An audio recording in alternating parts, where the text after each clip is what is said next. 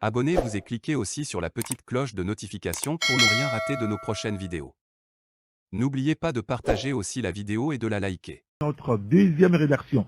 Au téléphone ce matin, avec nous, c'est la rédaction du bi-hebdomadaire, l'Alternative. Et pour en parler, nous sommes avec le patron Ferdinand Haïté. Ferdinand, bonjour. Bonjour Eric.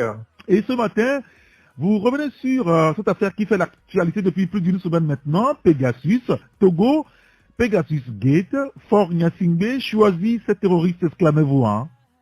Oui, c'est de ça qu'il s'agit parce que l'une des raisons fondamentales que certains pays africains qui ont reconnu avoir acquis ce matériel-là avancent, c'est la lutte contre le terrorisme.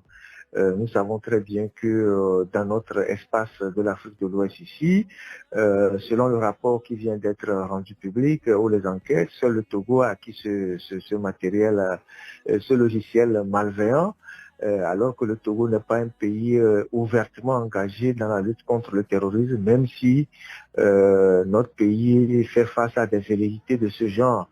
On sait que les pays du Sahel, le Burkina, le Mali, le Niger, accessoirement le Nigeria, même le Cameroun font face depuis des années au djihadisme. Il y a carrément une guerre dans cette région.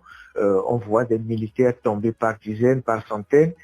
Et ces pays n'ont pas trouvé nécessaire de se doter de ce matériel qui coûte excessivement cher. C'est nous, les Togolais, comme si on n'avait pas d'autres priorités, comme si on n'avait pas des hôpitaux qui étaient suffisamment délabrés, comme si on n'avait pas des écoles qui s'effondrent sur les enfants, comme si on n'avait pas des universités qui ne sont pas finies d'être construites. Et c'est nous qui trouvons les moyens, pendant que le SMIC a 35 000, d'aller acquérir des logiciels qui coûtent excessivement cher pour soi-disant lutter contre le terrorisme. Alors, le profil de ceux qu'on a beaucoup plus surveillés au Togo, le profil des gens qui ont été surveillés au Togo n'ont rien de terroriste. N'ont rien de terroristes, journalistes, activistes, partis politiques.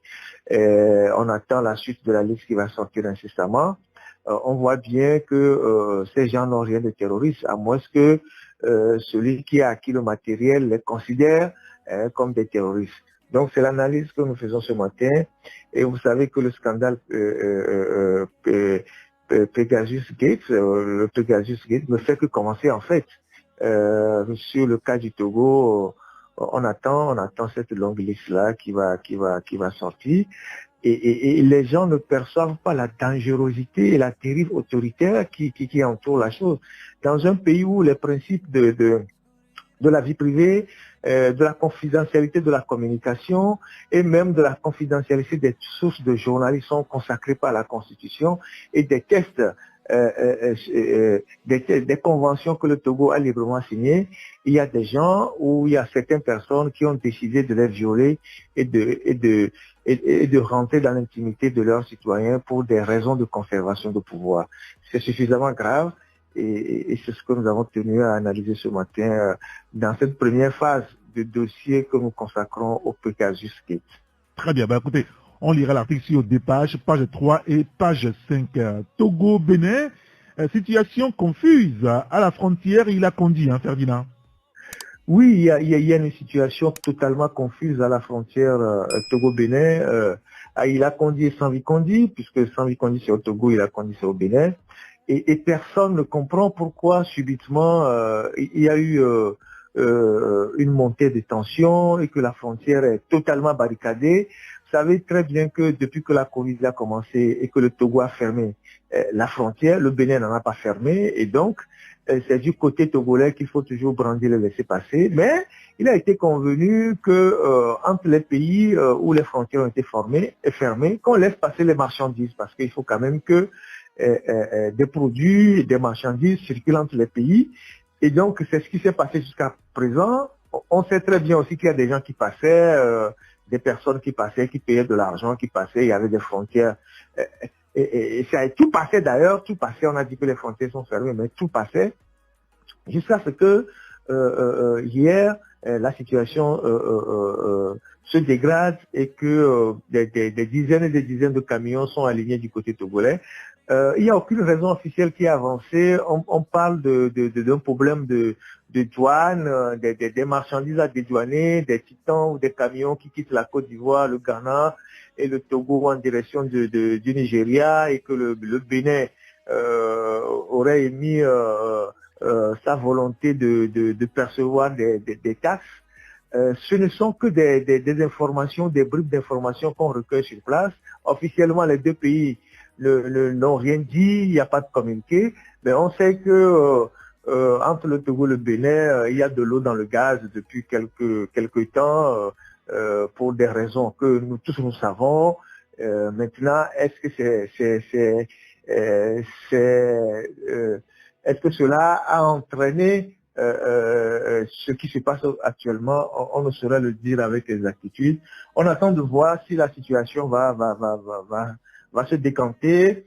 Hier, lorsque nous bouclons nos journaux, nous étions à la rédaction pour boucler le journal, on avait encore eu des gens qui étaient bloqués de l'autre côté, qui nous disaient qu'il n'y avait pas moyen de passer. Même avec une autorisation laissée passer, il n'y avait aucune possibilité de rentrer au Togo et de rentrer aussi au Bénin. Et donc, voilà, lorsque les pays sont accrochés aux humeurs des chefs d'État, voilà ce qui arrive pour les citoyens. Donc, voilà la situation assez confuse à la frontière Togo-Bénin. Espérons que d'ici mercredi, jeudi, il puisse y avoir une solution pour que toutes les marchandises, les camions qui sont bloqués reprennent la route et que les gens qui ont envie de traverser la frontière puissent la traverser normalement. Parce que là, actuellement, c'est la contrebande qui marche. Les gens passent par les rivières, passent par le fleuve pour traverser le pays. C'est très dangereux.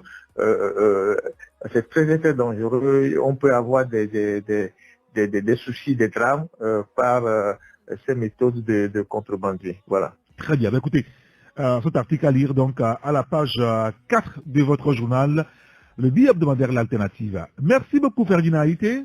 Merci Eric. Et bonne journée à vous. Bonne journée. Bonjour Jeanne Richard. Bonjour. Pour nous parler, Jeanne, du Togo, qui figure donc parmi les pays utilisateurs de Pegasus, du nom de ce logiciel d'espionnage israélien, au centre d'une enquête journalistique internationale en collaboration avec Amnesty International.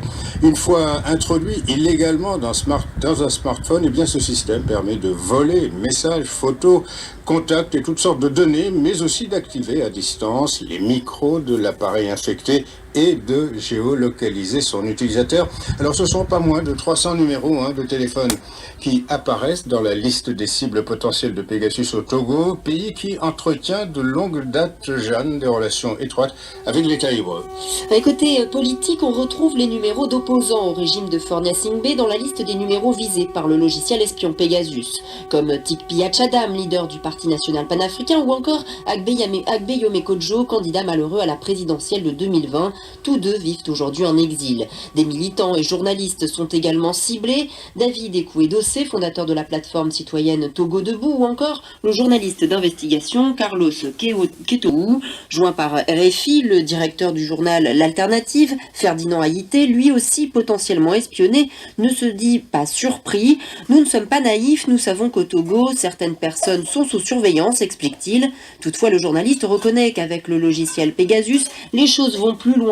C'est comme si une autre personne prenait le contrôle de notre vie privée et professionnelle, selon lui. Voilà, alors si NSO, cette entreprise israélienne qui édite et commercialise le logiciel Pegasus, conteste ces révélations, en revanche, eh bien, elles ne sont pas niées, Jeanne, par les autorités togolaises. Interrogé par le journal Le Monde sur l'utilisation du logiciel Pegasus au Togo pour lutter contre le terrorisme, le président Fornia Singbe répond que chaque État souverain s'organise pour faire face à ce qui le menace avec les moyens dont il dispose. Quant à l'espionnage de ses opposants, le chef de l'État répond qu'il ne peut pas le confirmer. Toutefois, note Le Monde, il ne l'exclut pas non plus. Il faut dire, comme vous le disiez Hassan, que le pays est particulièrement proche diplomatiquement d'Israël.